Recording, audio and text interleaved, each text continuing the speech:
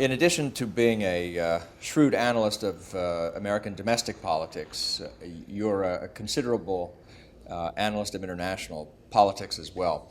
And in a very important book you wrote in 2001 called Special Providence, American Foreign Policy and How It Changed the World, you elaborate a fascinating typology of, I guess you'd say, schools of thought or schools of mind in regarding Americans thinking about foreign policy. Tell us a little bit about these four habits of mind that you described there. Okay, well, I should say that the book kind of began as puzzled by two things that everybody who studied American foreign policy seemed to believe. And the one was that Americans just aren't very good at foreign policy. And people would have different reasons why we were so terrible. There's the Noam Chomsky school, there's the Henry Kissinger school, but everybody said we just stink at this game. But then the other thing is that all students of international relations agreed on was that the last 200 years had seen the steady rise of the United States in the international system.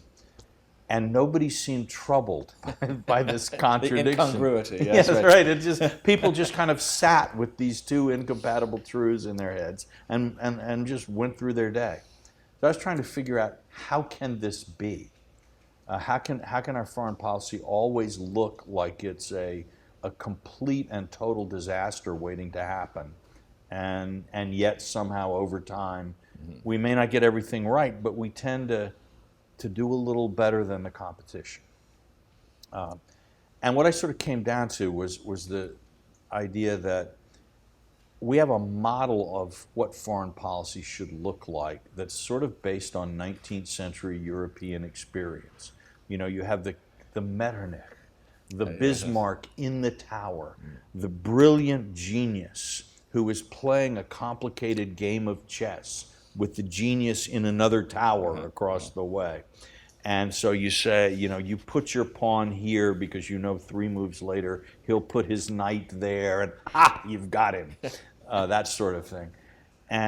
But also, you can't have domestic lobbies interfering with the genius at work. So you have sort of armed guards with bayonets keeping the sugar manufacturers and all these other people with their impertinent cries out of it, and you do pure foreign policy.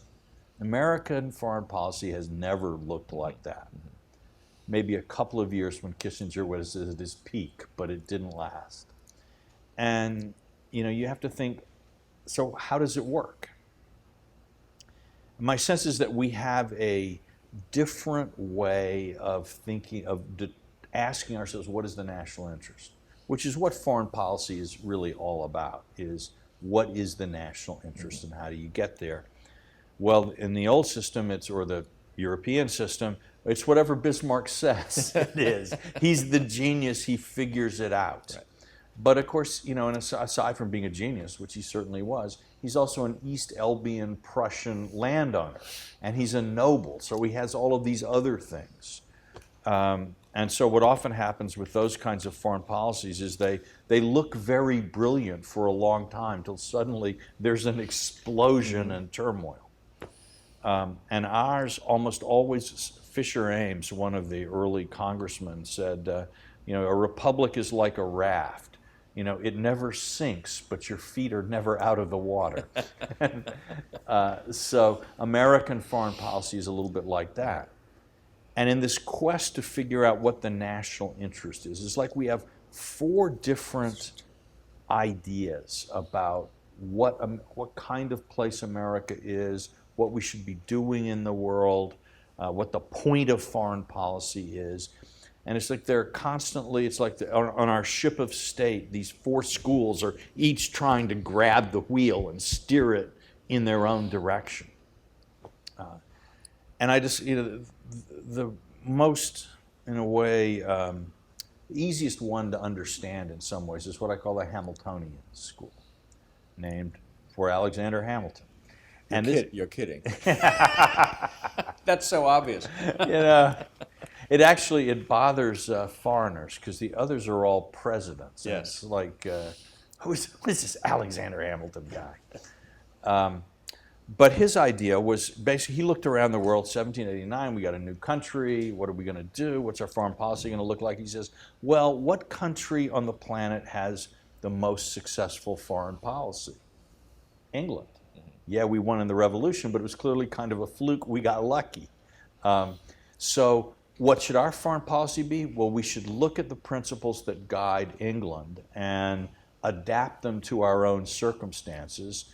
And basically, right now, England is number one, and we can't challenge it, but if we simply bide our time and wait, the day will come when we will replace England as the world's dominant power, which of course happened, interestingly enough. But so what did England do? It was a sea power. It was a commercial power. It had a strong economy. The British government worked closely with large British corporations. So I think we call that crony capitalism now. well, when it's other people's corporations. When our own, I think when it's one of your own, it's far-sighted patriotism, I believe is the expression. So, you know, when President Obama complains to China that Google can't operate in China, this is an example of a Hamiltonian piece of foreign policy. And it's realist in the sense that it's not trying to turn the entire world into a Sunday school class, but it's also more optimistic than a lot of European foreign policy is very darkly realist in this, Thucydidean conflict is inevitable, peace is just a kind of a recess between two periods of war, powers will always fight. Hamiltonians think, well, it can be like that. Yes. But people are also greedy. And maybe you could build a system in which everybody was making enough money so that they would not necessarily go to war. So it's not a zero-sum game. exactly. So after World War II, we say to Germany and Japan, you can get rich in the system too. And you could have said, and some people did say at the time, look, this is crazy. You let Germany and Japan get rich, they're just going to build up huge militaries. They'll be back at your throats again. But the Hamiltonian calculation has usually been, look, we can lure them into the system. So that is one way of thinking about American And the foreign Jeffersonian. policy. Well, Jefferson hated Alexander Hamilton, and Jefferson saw Alexander Hamilton's foreign policy as exactly what was wrong. You want to be more like England? Fantastic. That's just what we need. The whole revolution was That's a right. ghastly Didn't we mistake. try this before? Yes, Yes. exactly. And actually it was even closer than that because, Jeffersonians say, what is the most wonderful, important thing about America? It's actually our liberty, is our precious thing.